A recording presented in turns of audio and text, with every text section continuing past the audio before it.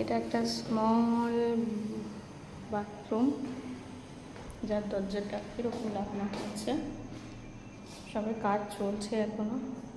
এটা একটা ঘর, ঠিক আছে, এটা একটা ঘর, এটা একটা বেডরুম আর কি, যেটা বড় বেডরুম। এই যে এরকম লাগছে যেটা বাইরে থেকে। এটা আমাদের বড় কমন বাথরুম।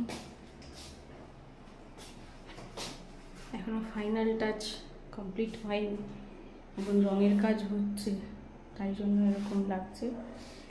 সব কমপ্লিট হয়ে গেলে তারও একটা ভিডিও দেব। এখানে অলরেডি বেসিন বসানো হয়ে গেছে গোল্ডেন কালারের। এই হচ্ছে আমাদের,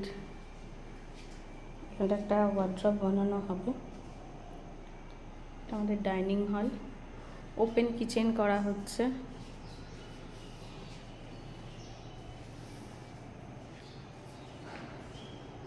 আমার ফ্ল্যাটটা যেরকম ওপেন কিচেন আছে, যদি ওটা আলাদা করে সেপারেটলি একটা ঘরের মতোই হয়ে গেছে। এই হচ্ছে আবার সিঁড়ি দিয়ে আমাদের ঠাকুর ঘরে যাওয়া যাবে, আমি পরে দেখাবো। আর এবার যাব হচ্ছে আমাদের ব্যালকনিতে। এটা হচ্ছে আমাদের ব্যালকনি।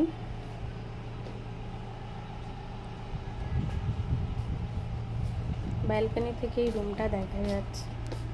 এই রুমটারও ভিডিও করব আমি একটু পরে গিয়ে। এই হলো আমাদের ব্যালকনি।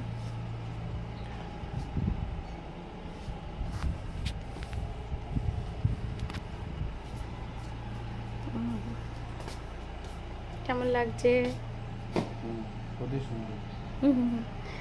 এখানটা লাইটিংয়ের কিছু ব্যবস্থা করা হয়েছে। এটাকে এরকমভাবেই ডিজাইন করা হয়েছে যাতে পুরো উপর থেকে লাইটটা নিচে অবধি আসে, এবং নিচে কিছু ডেকোরেশন করা হবে।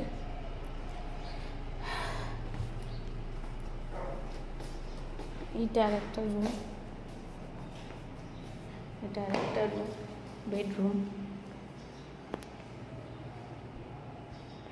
এই হলো আমার পুরো বাড়ি, দোতলাটা। আর উপরে গেলে হচ্ছে আমাদের ঠাকুর ঘর। অলরেডি কাজ হচ্ছে, ঠাকুর অলরেডি কী হচ্ছে বলুন তো, এখন আমাদের রঙের কাজ হচ্ছে, যে কারণে আমি উপরে এখন যেতে পারছি না। আপাতত নিচেই আছি, এগুলো দেখছি। এটা বসার জায়গা করা হবে এই জানলাটাতে, তো ওটা এই কারণেই করা, এত বড় জানলা, যাতে আমি এখানে বসতে পারি বা আমি লোকজনকে বসতে ব্যবস্থা করে দিতে পারি, এবং এখানে লাইটেরও ব্যবস্থা থাকবে। এখন এগুলো কমপ্লিট হয়নি, কাজ চলছে, এখনও ঘরের কাজ চলছে, ঠিক আছে। এই হচ্ছে ভিউ।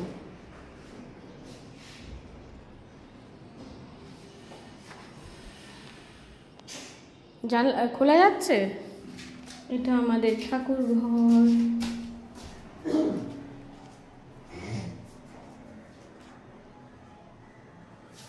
এখানটা আমি আমার ফ্ল্যাটে যেরকম আছে ঠাকুরের জন্য আমি একটা ব্যবস্থা করেছি, ওরকম একটা কিছু ব্যবস্থা করার প্ল্যান করছি, এখানেও করব।